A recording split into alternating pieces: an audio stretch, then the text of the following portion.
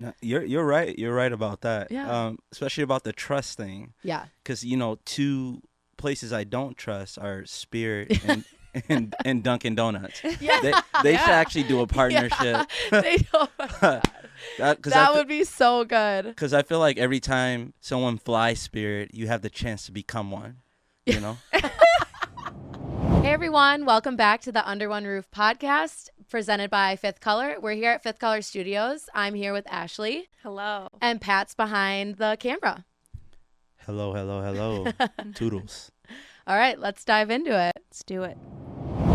All right, let's talk Liquid Death. So if you haven't heard of Liquid Death, it's a canned water brand that's rather new to the market. They are considered a startup, and they follow a go big mindset, which has led them to a valuation of $700 million.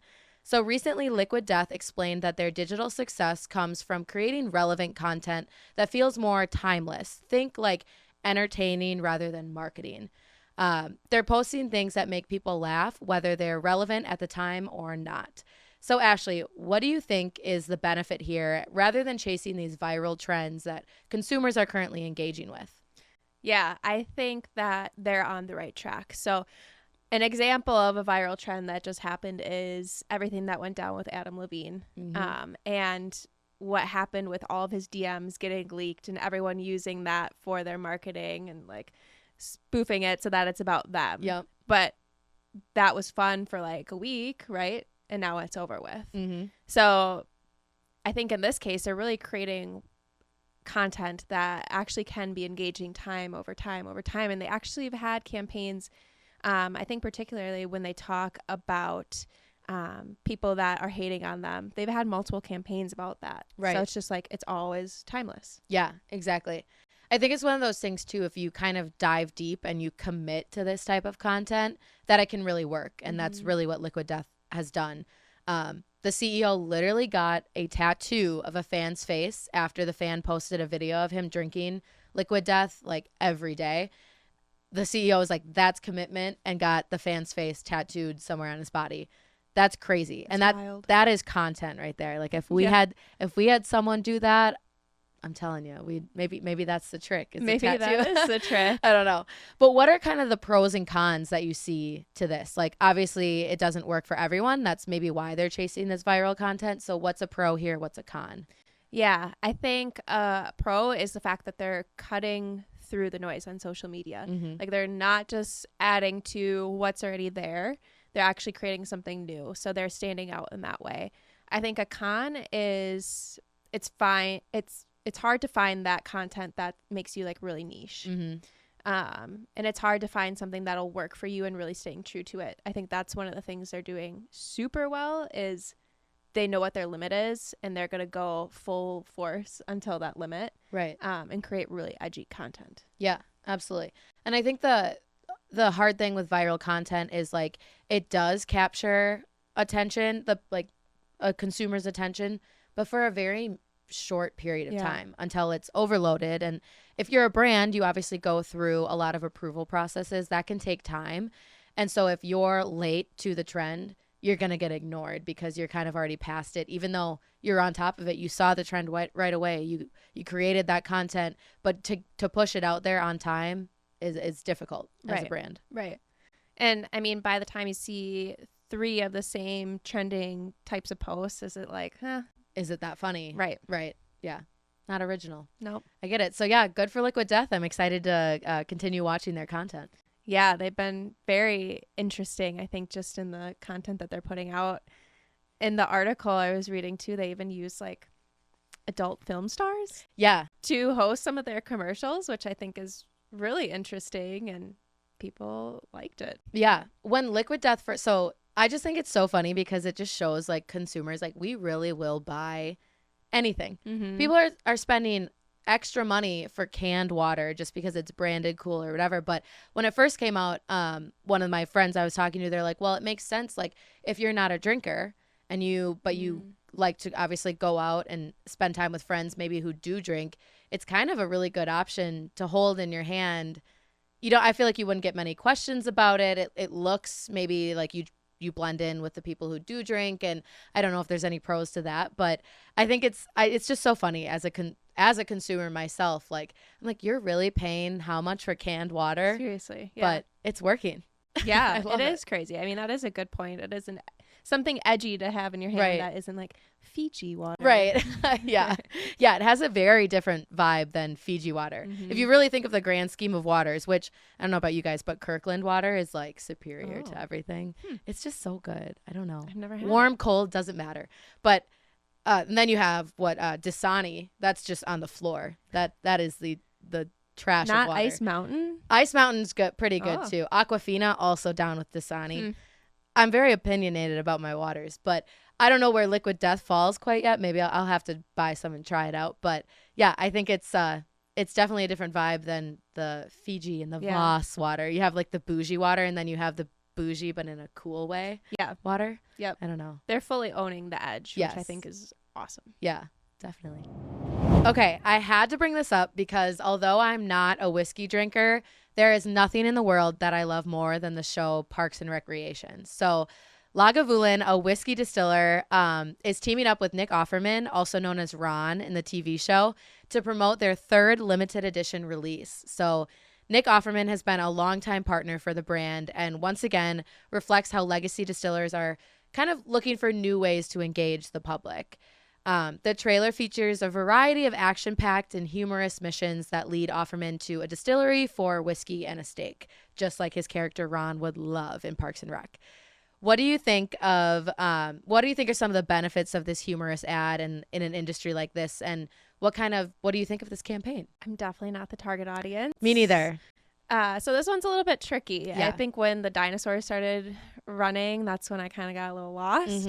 But I actually did ask my husband to watch this because I was curious what his perspective would be because he likes to watch what I call like brain cell killing shows. So I figured maybe this would be up his alley. Yeah. And he said, and I quote, Ron Swanson is a beast. So he loved it. A beast.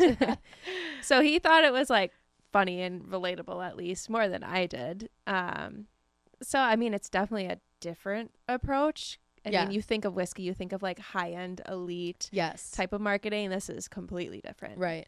Yeah, very. Yeah, I would say the same. I'm clearly not the target audience.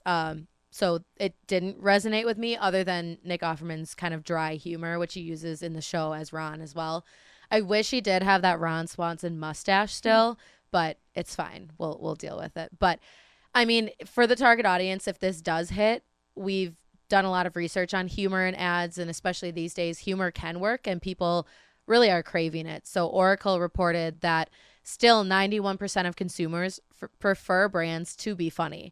And I don't know if it's because it either resonates with them more or maybe it's more rememberable. Like if people kind of associate the humor with the product, but it's also risky. And we've talked about that. And humor is subjective and it's really only determined by each individual consumer. Another thing, this whiskey retails for $79.99. So it is pricey. And despite the economic uncertainty, this year has actually seen an uptick in premium alcohol purchases. So I did think that was interesting. We kind of have talked a lot about this impending recession and what's it going to do and kind of people are going to start to cut back. But really they've seen so far an uptick in these higher premium alcohol sales. So something to keep an eye on. Yeah. I mean, good for them for kind of breaking out of the box of what is standard in marketing for whiskey. So right. Yeah, definitely. So going back to the humor thing, do you think ads are starting to use humor because it's easy to translate for every demographic? So if you have someone that grew up in Sheboygan and you have someone that grew up in the inner city Detroit, is it easier for them to find something that's relatably funny than any other type of ad? I don't know. I think everyone has different experiences that make something funny. I think we do all have shared experiences that we can all relate to, maybe especially when you go back to thinking about like as a kid. I think we have a lot of shared experiences all going to like an elementary school and doing the same stuff. But in terms of, like where you grew up, I think senses of humor do really differ. And that's where I think it gets risky is like you're trying to appeal to a wide audience, maybe not even just by generation, but by certain locations. I think that like humor varies. I would definitely agree. I would almost say that humor is almost something that would divide people a little bit. So I think it's really hard to get it right. Well, when we talked to you about like humor can be in these days like offensive or taken the wrong way as well. And I think brands are really scared to do that. I mean, in this case, there was nothing offensive. I don't think anything really could be offensive in this ad. But yeah, I mean, some types of humor are like that. It's like that darker humor. And I think that doesn't always work these days, especially with between generations. Yeah. No, I agree. Yeah. Is that how you would look at an ad? Like, let's say we had to make a funny ad for one of the companies we work with. After the ad is made, would you sit there and look at the ad and say, who could we offend with this? Is that something you would do? Like, who could we offend with this? Yeah, I would. If I was a creator and I was putting it out, I definitely would think about that. Like, what could be taken wrong here? I think this is a good point to talk about, and it kind of relates to the liquid death topic too, of like, I don't think brands have enough conversation about what they're okay with and what they're not. Like Liquid Death certainly knows what they're okay with and where they're going to stop. So I think that's important to have that conversation, to know where you lie, so that when you're doing your marketing, it's very clear. There's no questions. It's like, we know what we're putting out. We know what implications could be. And it's fine. That's where we stand. So I think that's a good conversation, a healthy conversation to have. Yeah, absolutely. Because you need to be prepared if you do put something out that could be taken the wrong, like, you need to be on the same page. Like, your whole company has to be able to either back what you did, or maybe take back and say, we're sorry we did that. Like, that does not represent what we stand for. But if you're all on different levels or different pages, it's not gonna be a good look. So no, yeah, I think anything you put out could offend anyone for whatever reason. So it's just like going back to staying true to who you are as a company. And if you have that solidified, then I guess to what extent does it necessarily matter? Like, if you're trying to do the best you can with your content, trying not to be offensive, but understanding that, like, yeah, I'm sure something will slip through. Yeah. Well, and it's also funny, especially in the user-generated content world that we live in now. Like, I don't know if you guys do this, but if I see a TikTok and it's pretty viral, like, it has a lot of likes, but I watch it and, like, I don't think it's that good of a TikTok, I immediately, like, comment section. Because you know there's something in the comments that's really funny that's making it blow up. And what I mean by that is, like, I can think of a lot of them, but this one, I don't know, it's like a college game day. This guy interviews, what trend do you not like right now? And he, of course, some like college boy. Did you see this? I just saw that. I just saw it last night. And yeah, he's like, what trend do you not like right now? And of course, this like college frat boy is like, mom jeans. Girls, that does not look good. He's like ranting on how mom jeans don't look good. You can't see anything. They need to be like, girls need to be wearing tighter jeans again, blah, blah, blah, going off. And I'm just sitting there like, what is this guy? Like, why? But immediately I'm like, hang on, go to the comment section, because that'll make you laugh. And sure enough, it's like all these girls like, thank you so much. Didn't ask you for your opinion, or like going to buy mom jeans now, or like, I don't know. The comments were really funny. But yeah, no, that is hilarious, because I did see that this morning. Yeah. All right, get ready. It's the start of the holiday campaigns, and I feel like we're going to talk about these for the next like 8+ weeks, but they're worth mentioning because it's new and I don't know, each year is different. So Ritz Crackers has released a multi-channel holiday campaign that celebrates the diversity of holiday celebrations and past dishes. So the campaign features a 15-second campaign spot, a recipe book, and a video series exploring different cultures and their holidays. So in partnership with the Martin Agency, Ritz enlisted a very diverse crew to accurately represent the various holidays and traditions. The 3-part video series features immigrant families living in California, Georgia, New York, and then they have family traditions stemming from the Philippines, Nigeria, and more. So what do you think of the inclusivity appeal coupled with the holiday campaign, and how does it engage consumers at this time? Yeah, so when I was thinking about this, I was thinking about every single holiday commercial I've seen, and it's almost the same thing. It's like same looking family around the dinner table. Yep. Jingle bells in the back. And there's a Christmas tree. And that's just what you think of when you think of holiday advertising. So I must find it a little bit difficult to comment on my feelings about this campaign, because that's what my holiday looks like. Is like sitting around the table, there's a Christmas tree in the background. So I'm really curious how this is resonating with individuals who are part of different holidays, who celebrate different holidays, and how this representation and how they feel about it. Yeah, I absolutely agree. I think so many cultural celebrations are overlooked and underrepresented. And I celebrate Christmas just like many others, like you said, but I've always noticed how difficult this time of year can be if you celebrate something else. I mean, you think of work, and it's like time off, and our schedule is based around Christmas.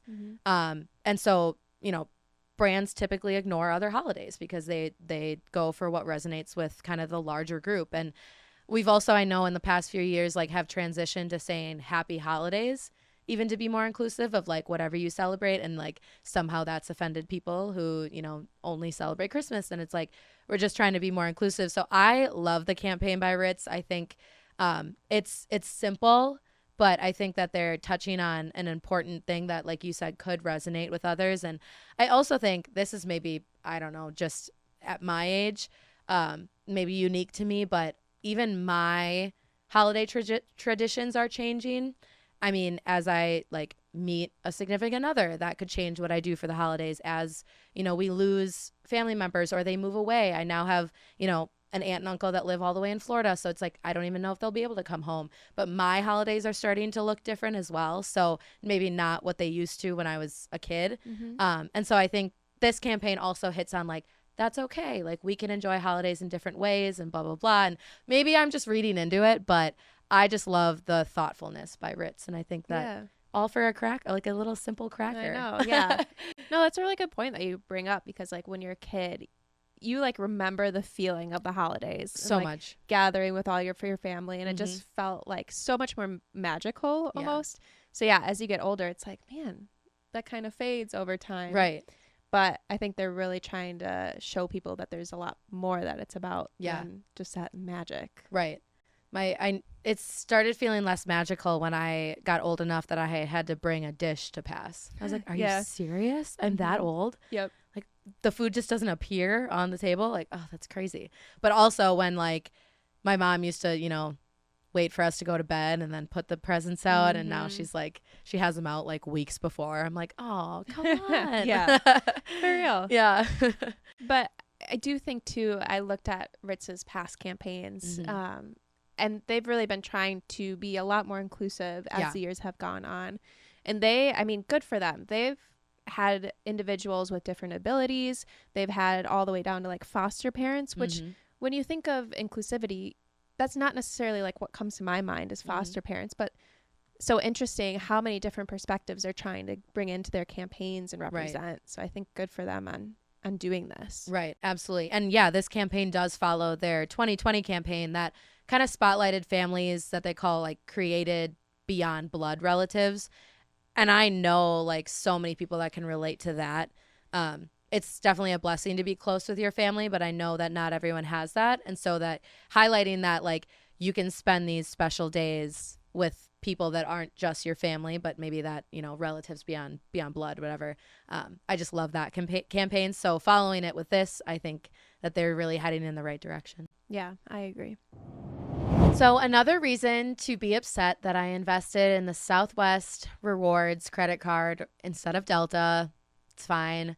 But Delta Airlines and Starbucks have linked up to join rewards programs. So customers can now link their Delta Sky Miles and their Starbucks reward accounts. Starbucks customers can earn 1 mile for every $1 spent on Starbucks purchases, which if you're me, that's a lot of dollars. Like a lot. Likewise, customers can earn double stars on purchases at Starbucks on the days that they travel with Delta. So it's perfect. You're like flying Delta, get Starbucks on the way to the airport, whatever, double stars. It's all part of Starbucks' plan to seek an additional point of differentiation in a crowded market and kind of the shakeups in the restaurant loyalty programs that we've seen.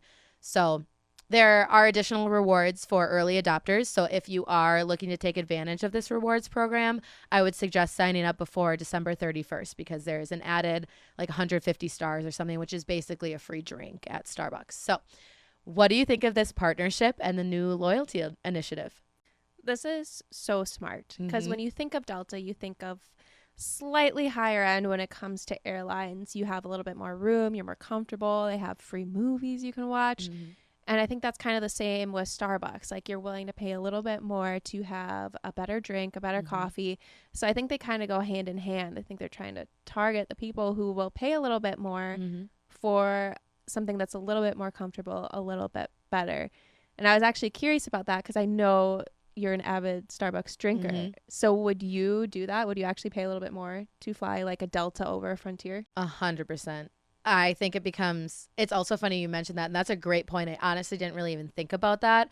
I think about there is like a loyalty factor, also a familiarity and a trust factor.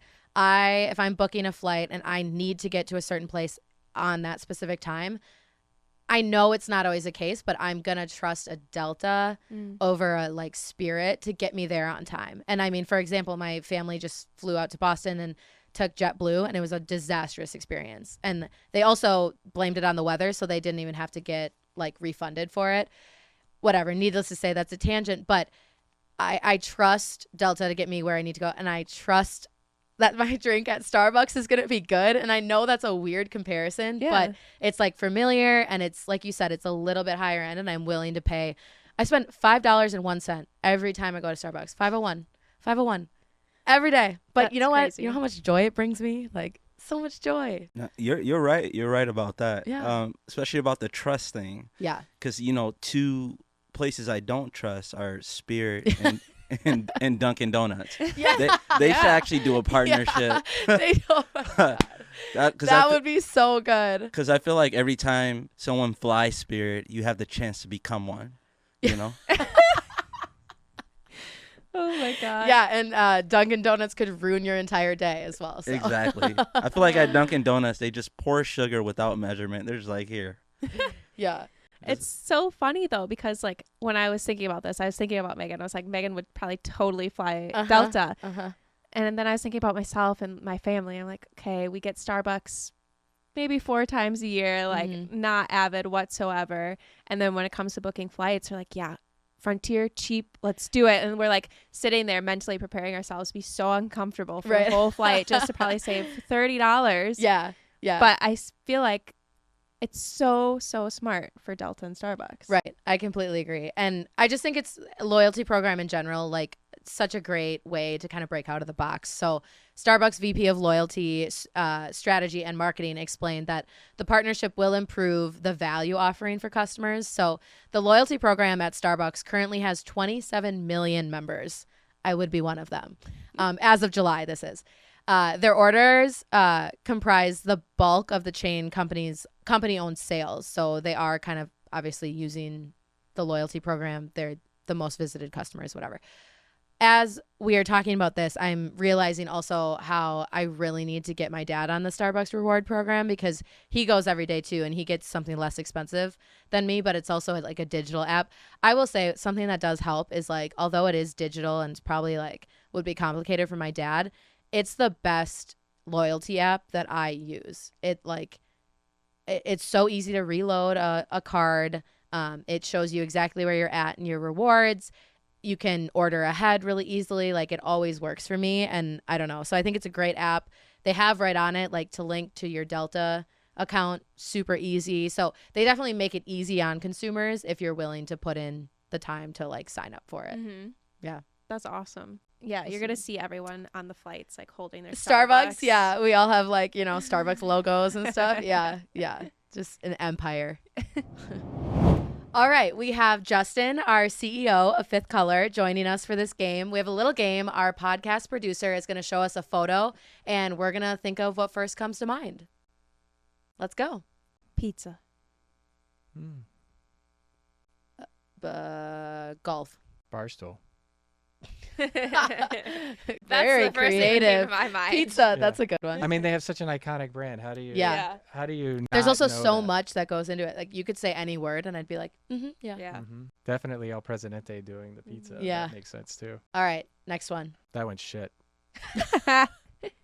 Old school. I have heart stuck in my head. I don't know. Yeah, I think it's shit because we didn't do it. yeah. The logo?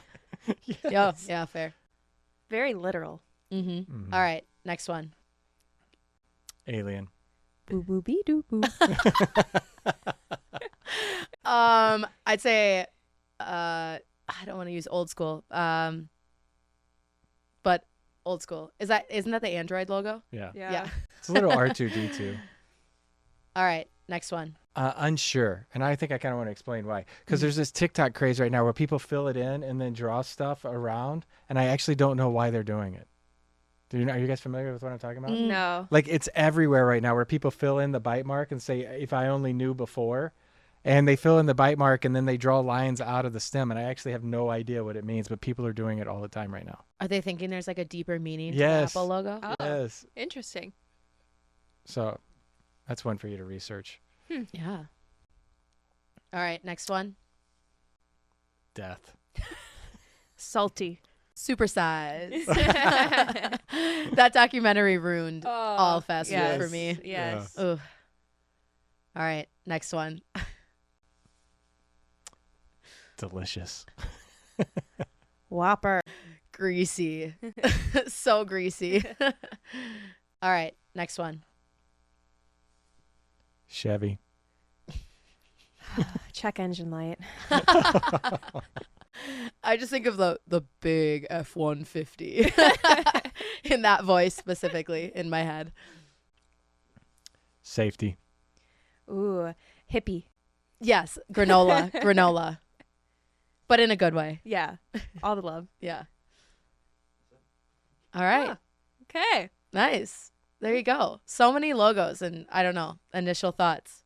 Yeah, I feel like some of them, though, I maybe wasn't totally truthful. The Subaru, I think, it reminds me of Sam, my son, because that's the car he wants so bad. Really? Yeah. What makes him want a Subaru? He's a wilderness kid, Mhm. and he wants the Forester Wilderness version for his birthday, and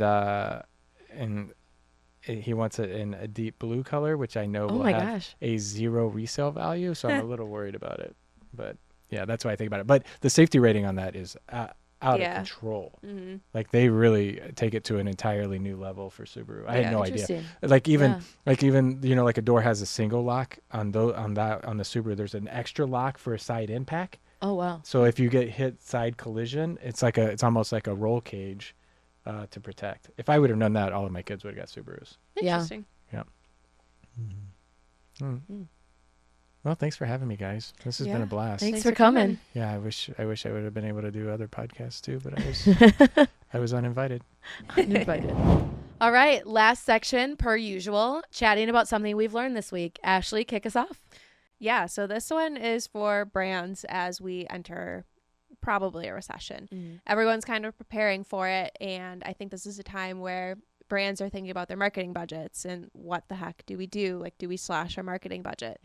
And that actually probably isn't such a good idea because there's been studies around this, and companies who continue to advertise through a recession as they did before or increase their spending actually saw about a 256% growth, which is crazy. And then brands that actually stopped advertising for a year or more saw their sales fall about 16% after a year and 25% after 2 years. So if you're thinking about slashing your marketing budget, now might not be the best time. You actually might want to hold it or increase it. Right. Yeah, it's hard to look at the long term when you're so focused on right now and the short term. But I mean, if 25%, that's a huge impact in a pretty short period of time. So it's like if you really think about your 5-year plan, like, yeah, that could really impact it. Good point. Mine is more so diversity and inclusion in advertising is not only important, but it's working and it's performing better. So Dan Murphy, the senior manager of media strategy at Best Buy, kind of explained this. But that they've seen explain that their inclusive marketing helped improve the performance of their annual esports and gaming campaign. So they saw a 60% higher completion on viewing rates of their social media advertising videos compared to years prior. So 60% significantly increased. And they believe this to be because consumers were responding to the inclusive and diverse images that they were seeing. And just to add to that, this isn't really an empty promise of Best Buy, but they're really following through with this kind of whole vision. So nearly 60% of their senior leaders at Best Buy are women and people of color. So definitely something that Best Buy is focusing on, and they're seeing a lot of results. So I'm curious how that will transition over to other brands, maybe not necessarily tech giants, but other brands in general, and something to keep in mind as we move forward into a new year of marketing. Yeah, I feel like that's always a topic of discussion, but it's nice to see a brand that's not just making it a discussion. Right. Actually doing something. And not just showing it and not like doing anything about it, because that's something we talked about with Gen Zs, and especially in sustainability marketing, like greenwashing and calling people out. Yep. Gen Zs are big on that. So if you are a brand, you're showcasing this, but then following through on that kind of same vision, you're a winner in our book. So 100%. Yeah. All right. Well, thank you guys so much for listening, and we'll see you next week. See ya. Toodles. Toodles.